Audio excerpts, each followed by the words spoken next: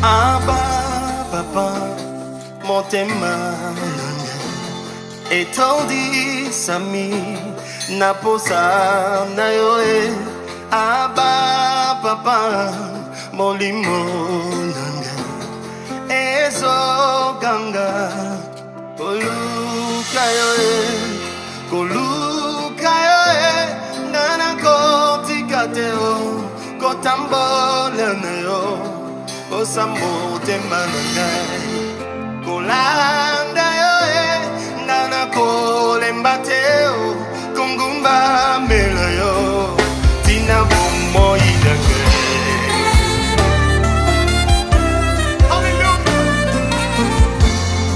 Abba koluka yo nana kotikateo. On se glorifie même quand nous traversons des tribulations. C'est ce que le livre de Romains nous enseigne. Nous nous glorifions même dans les tribulations, sachant que la tribulation produit en nous la persévérance. L'émission Parole de vie avec le pasteur Lévi Nikwe, chaque mardi à partir de 17h10 sur DRTV International.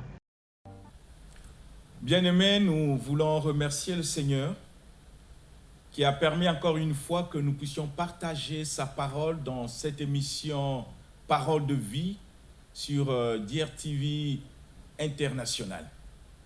Nous avons parlé de la foi. On a développé beaucoup de sujets jusqu'à 10e partie pour que nous montrons la pensée de Dieu concernant la foi, telle que le Seigneur Jésus l'a enseigné à ses apôtres. Mais aujourd'hui, nous voulons parler d'un autre sujet important pour la vie des chrétiens. Nous allons parler de la prière et ses formes.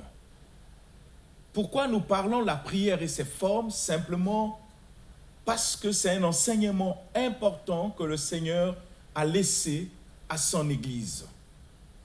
La parole de Dieu nous dit que mon peuple périt parce qu'il lui manque la connaissance. Bien-aimés, si nous n'avons pas la connaissance des choses que Dieu a laissées à l'Église, nous allons créer tout autour de nous des doctrines qui n'ont rien à voir avec la pensée de Dieu, qui est sa parole. Sans plus tarder, nous allons lire un passage, parce que même les disciples de Jésus, ils ont eu des difficultés parce qu'ils ne maîtrisaient pas ce qui devait être la prière dans la vie du chrétien. Ils ont posé la question à Jésus, parce qu'ils ont vu la manière dont Jésus priait, ils ont constaté que jamais homme n'a prié comme lui. Dans le livre de Luc, chapitre 11, le verset 1 nous dit ceci. C'est la pensée et l'idée des disciples en constatant dans la vie de Jésus la vie de prière. Ils ont posé la question au Seigneur. Nous allons le lire. Luc chapitre 11, le verset 1, dans la version Vie Nouvelle, ils ont dit Seigneur. Amen. Jésus priait un jour dans un certain endroit. Quand il eut fini, un de ses disciples lui dit, Seigneur, enseigne-nous à prier, tout comme Jean l'a enseigné à ses disciples. Amen. Amen. Vous voyez, la question qui intéressait les disciples dans ce contexte, c'était la prière. Ils ont vu Jésus prier. Une fois qu'il a terminé de prier, l'un des disciples posa la question à Jésus, Seigneur, enseigne-nous à prier. Enseigne-nous à prier. Simplement parce que quand Jésus a laissé les apôtres, il leur a dit, enseignez-leur à observer tout ce que je vous ai prescrit. Personne ne peut prier parce qu'il a décidé. Nous devons comprendre ce que le Seigneur attend par la prière et comment le faire. Sinon, nous allons faire des prières selon nos pensées, notre imagination. Tandis que la parole de Dieu nous dit, vos pensées ne sont pas mes pensées et vos voix ne sont pas mes voix. Nous devons toujours être enseignés pour comprendre la pensée de Dieu dans sa parole pour que nous puissions la pratiquer. Jésus disait, ne vous bornez pas à écouter, mais mettez en pratique. Les disciples ont posé une question importante concernant la prière. Et c'est ce sujet que nous allons développer au cours de notre émission. Par la grâce du Seigneur, pour amener les chrétiens à comprendre ce qu'est la prière pour que nous puissions prier conformément à sa volonté. Je vais vous parler de la prière et ses formes. Et la première forme que nous allons parler, c'est la demande. Parce que souvent les chrétiens pensent que quand on chante, on prie 2 fois. Ce n'est pas un passage biblique. Ça, c'est l'imagination des hommes. Parce que la prière agit sur 2 niveaux. Il y a la prière parlée, auquel l'homme est en train d'exprimer, de parler à Dieu. Et il y a la prière chantée. Parce que même les cantiques que nous chantons dans nos églises sont des formes de prière. Mais avant que nous puissions expliquer ces formes de prière, nous allons d'abord définir ce qu'est la prière, parler d'une manière simple. Je ne vais pas utiliser des mots savants, parce que mon souci, c'est d'amener les chrétiens à comprendre d'une manière simple la pensée de Dieu concernant la prière. Qu'est-ce que la prière en réalité? On parle de la prière quand l'homme veut s'adresser à des divinités, à quelque chose auquel il croit, comme des féticheurs, comme des magiciens font aussi des prières, parce que la prière n'est pas seulement réservée aux chrétiens. Même dans les sciences occultes, il y a des gens qui prient. Ça veut dire venir vers les divinités pour exprimer les besoins qui sont dans notre cœur. Et si nous rentrons dans le cadre chrétien, ça veut dire que le chrétien va vers Dieu pour exprimer ses besoins. Dans plusieurs formes, ça peut être une demande, ça peut être une action de grâce, ça peut être l'adoration, ça peut être la louange. Il suffit qu'il y ait un besoin. Il va pour le dire à Dieu, l'exprimer au Seigneur. Donc la manière de parler à Dieu de nos besoins, ce contact, la Bible le définit comme la prière, d'une manière simple. C'est comme un enfant dans la maison, il a faim et il veut manger du pain, il voit son père, sa mère pour dire « Maman, achète-moi du pain ». C'est une prière. L'enfant a fait une demande d'une manière simple. Donc la prière en réalité n'est pas compliquée, c'est de comprendre comment nous devons nous approcher de Dieu et quel sujet nous amenons devant le Seigneur. C'est ainsi que je vous ai parlé des formes. Il y en a plusieurs. Il faut que le chrétien qui s'approche de Dieu puisse comprendre quelles sont les raisons qui l'amènent vers le Seigneur. Parce que pour qu'il y ait prière, bien-aimé, il faut qu'il y ait besoin. S'il n'y a pas un besoin, il n'y a pas la prière. Et le besoin, c'est quelque chose qui nous motive d'aller vers le Seigneur pour lui faire soumettre nos doléances, nos problèmes, nos difficultés. Comme le Seigneur lui-même a su le dire dans le livre de Philippiens, chapitre 4, il dit « Ne vous inquiétez de rien, mais en toute chose, faites connaître vos besoins à Dieu par des prières. » Donc vous voyez que pour qu'il y ait prière, il faut qu'il y ait besoin. Nous allons lire le livre de Philippiens pour que nous puissions comprendre, amener tout le monde à voir. Lisons le livre de Philippiens, chapitre 4. Philippiens, chapitre 4.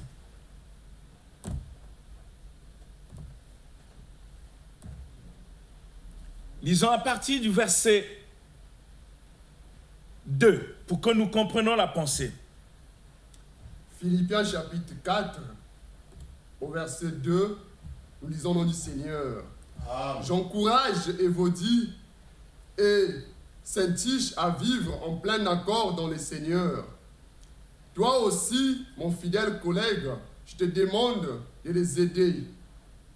Elles qui ont combattu pour l'évangile avec moi, qu'avec Clément et ses autres collaborateurs, dont les noms figurent dans le livre de vie. Réjouissez-vous toujours dans le Seigneur. Je le répète, réjouissez-vous. Que votre douceur soit connue de tous. Le Seigneur est proche. Ne vous inquiétez de rien, mais en toute chose, faites connaître vos besoins à Dieu par des prières et des supplications dans une attitude de reconnaissance. Amen. Vous voyez, dans cette église, il y avait un problème entre ces deux sœurs, et Paul les exhorte dans le Seigneur que le pasteur qui était dans cette église pour les aider.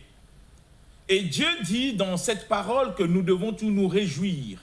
Et s'il y a des inquiétudes où nous avons des besoins, des problèmes, le verset 6 nous dit, ne vous inquiétez de rien, mais faites connaître vos besoins à Dieu par des prières.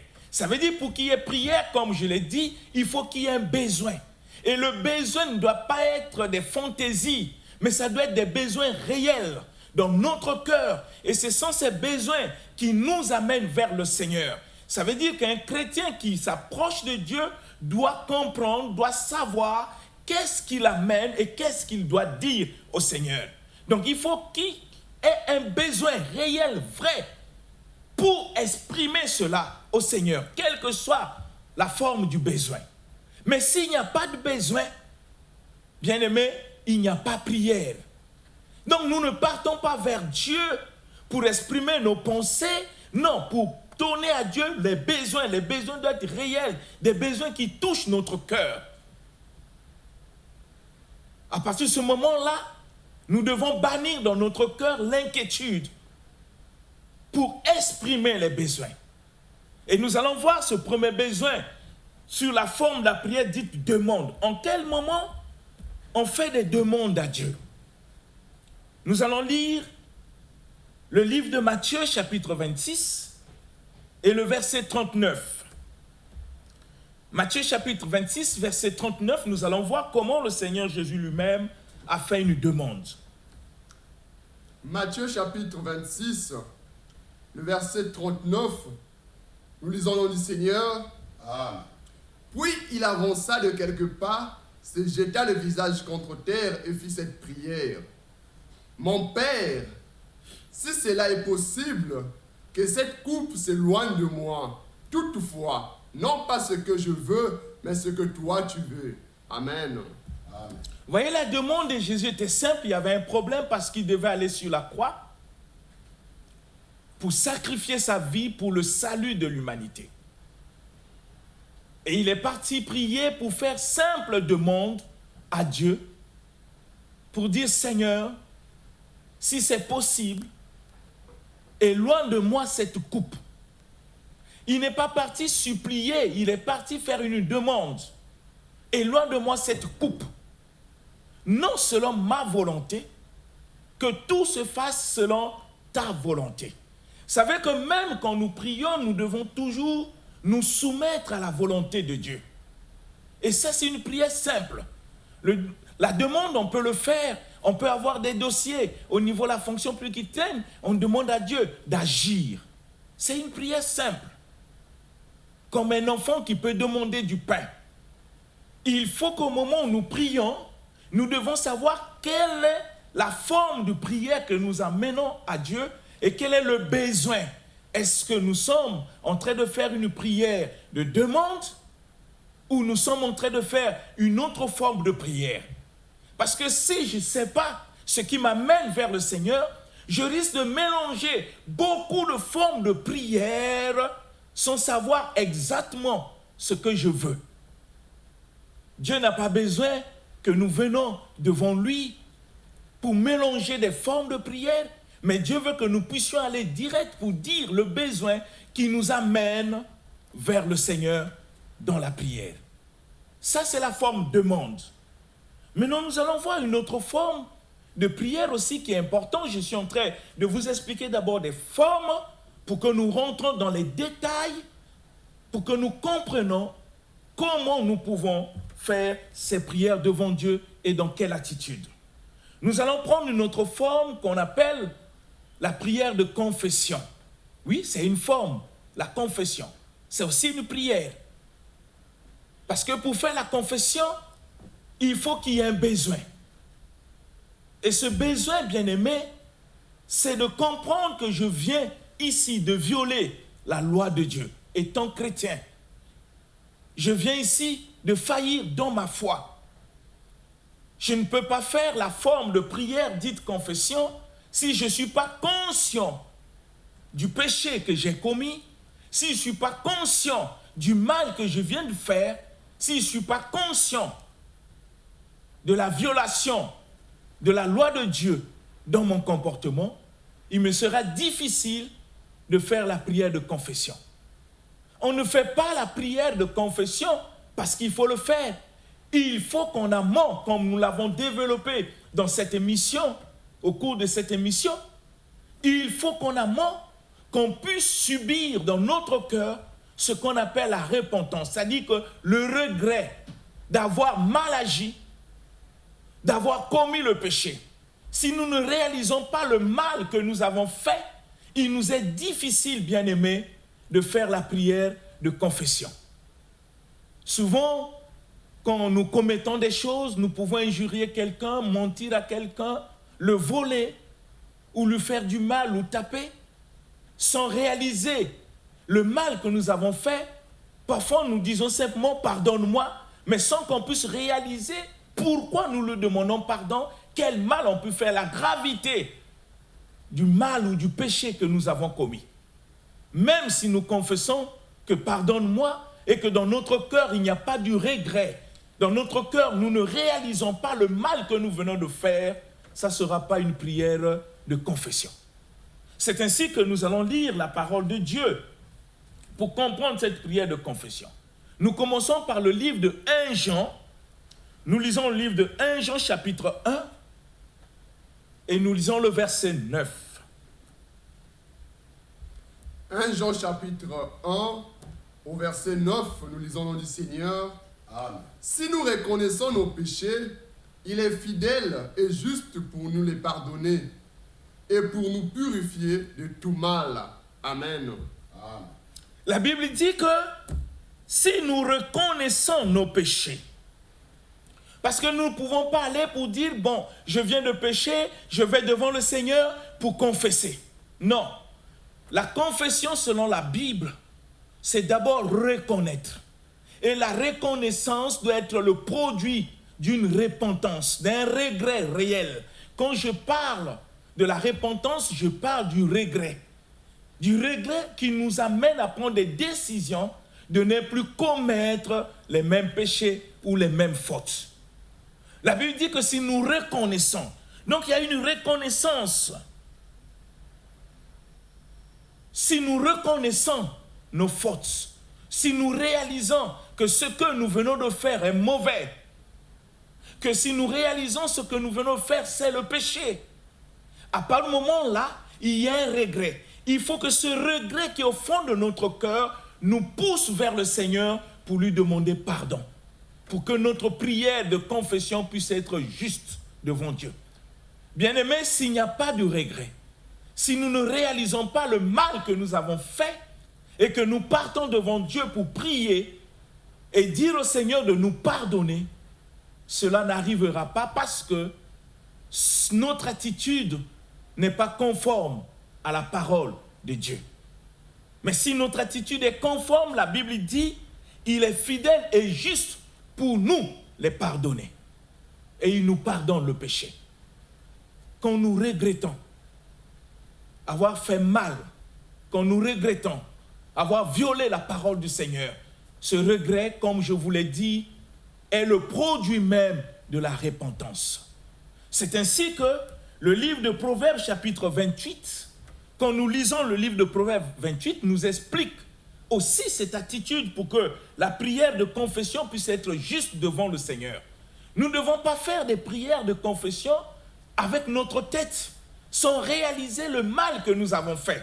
C'est le regret, c'est la repentance dans notre cœur qui nous amène, parce que c'est un besoin. Nous voulons que Dieu puisse nous pardonner parce que nous avons regretté le mal que nous avons fait. S'il n'y a pas le regret, bien-aimés, si nous ne réalisons pas la faute que nous venons de commettre, même si nous disons à Dieu, pardonne-nous, il ne va jamais nous pardonner.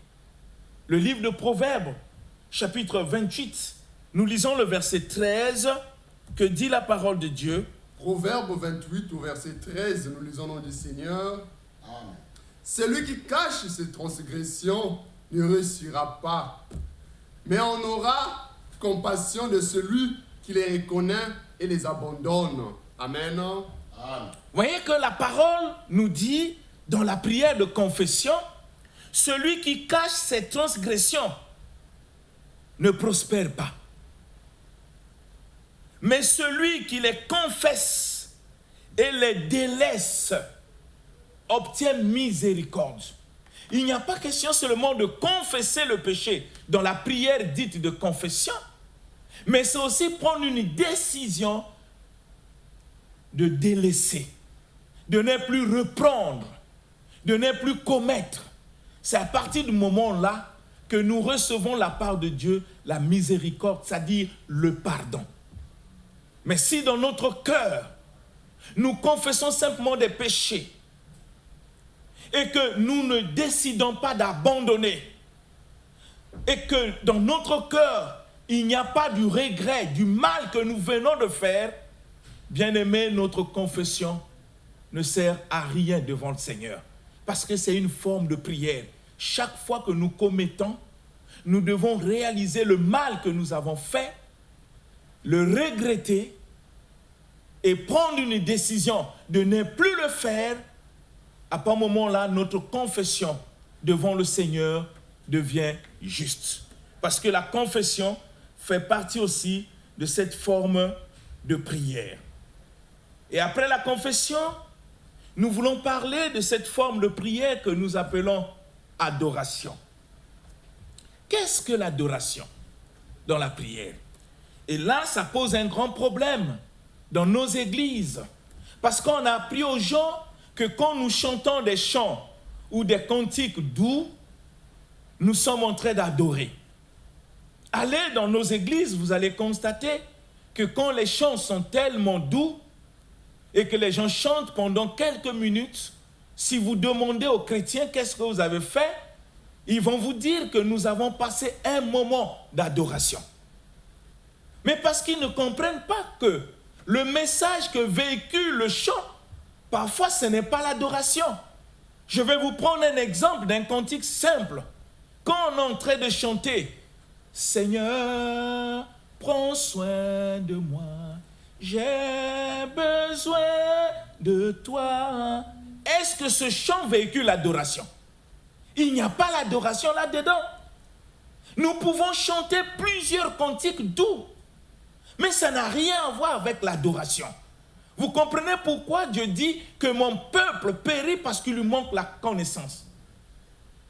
En quel moment on fait la prière d'adoration? Et qu'est-ce que ça veut dire, prière d'adoration? L'adoration pour un chrétien, c'est dire simplement ce que Dieu est pour toi. Quand tu commences à exprimer par des paroles ce que le Seigneur est pour toi, tu es en train d'adorer Dieu.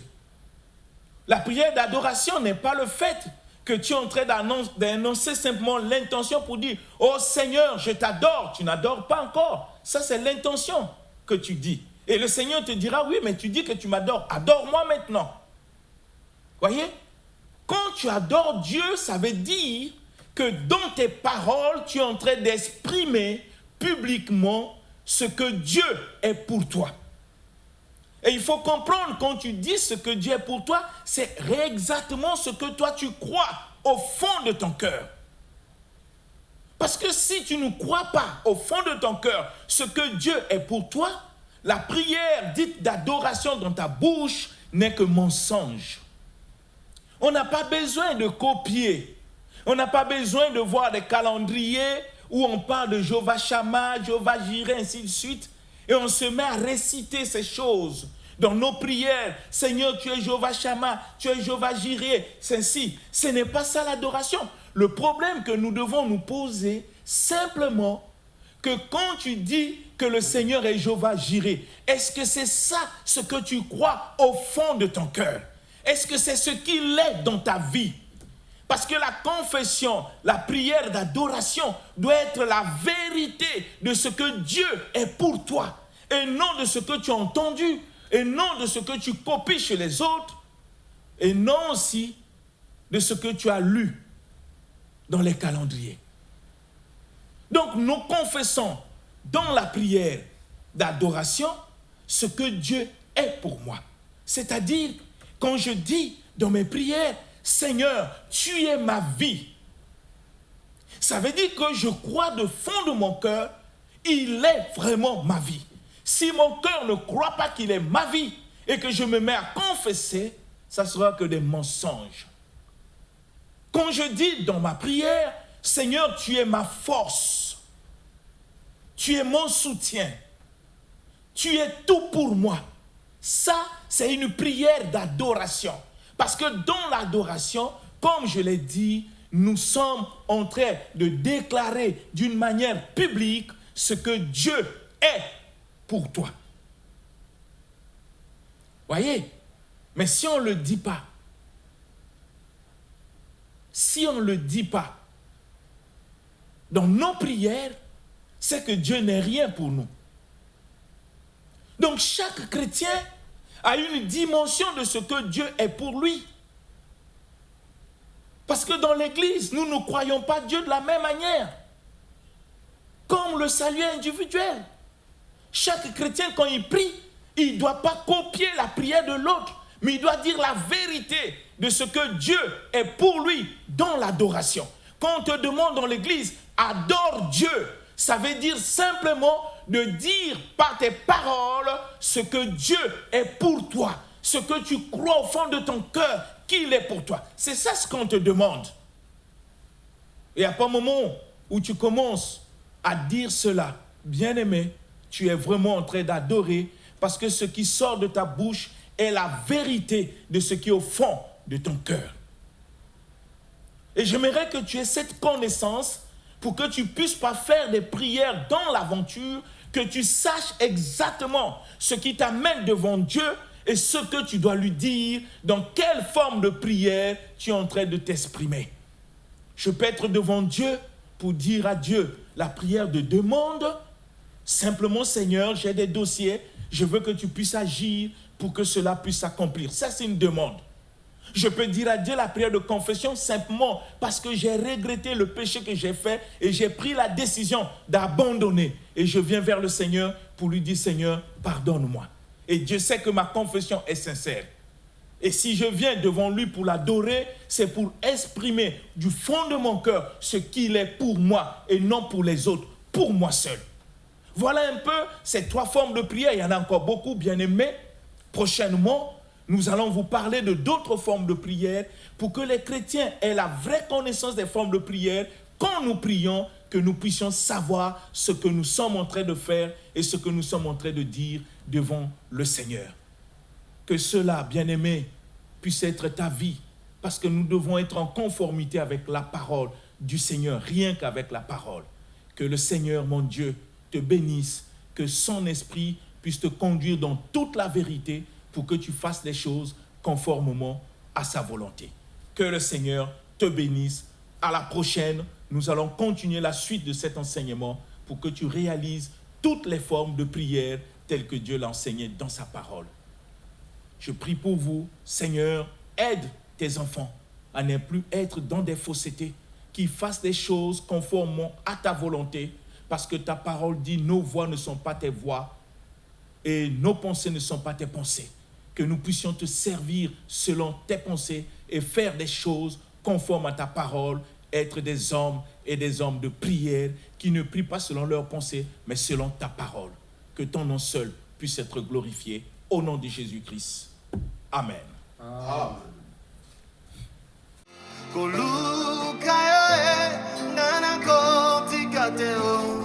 On se glorifie, même quand nous traversons des tribulations. C'est ce que le livre de Romains nous enseigne.